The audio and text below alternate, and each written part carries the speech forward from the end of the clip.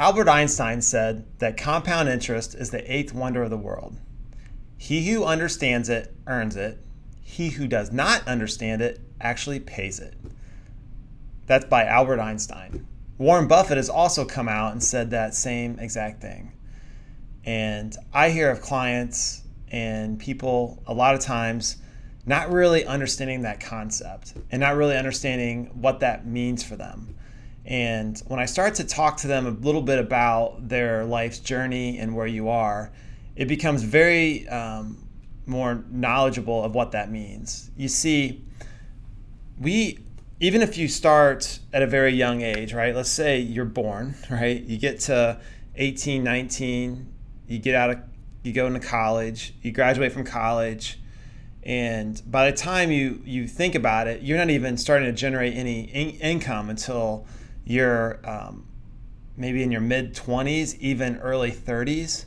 So if you start making income in your 30s and you are set to retire at 65, that's really only 35 years of compounding of what you can do. And then from 65 to 85, right? So that's 35, add another 20 years to that. So now you're talking 55 years of compounding is really the lifespan of somebody, depending on how long you live or whatever that might be. Most people don't even really get going until they're in their 40s, and sometimes even after that, because they're always taking capital and putting it towards something else versus themselves. So they're always paying someone else. And what happens is if you don't start that compounding process earlier, it never has a chance to ramp up.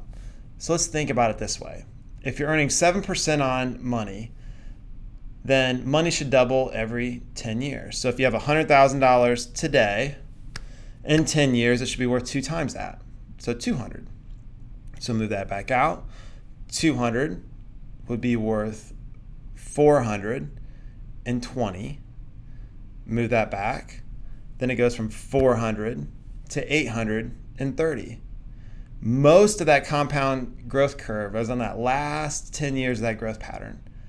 You'll find that 50% of the actual growth is in those last 10 years.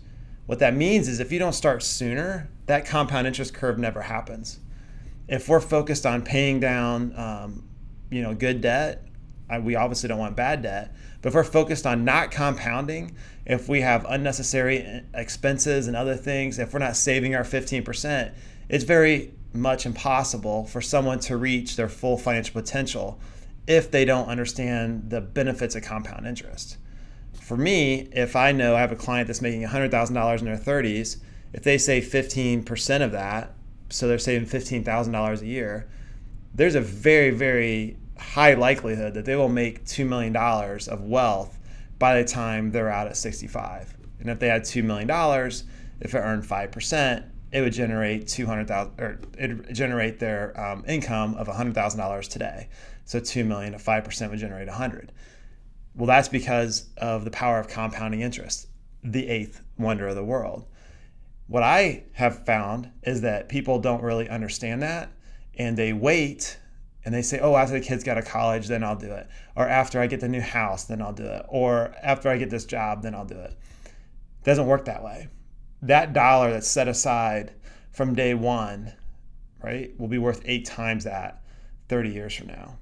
That's how you have to start looking at every dollar that you're putting away. You're paying it. Like Albert Einstein says, you're paying it. That is lost opportunity that will never hit your net worth, never hit your balance sheet.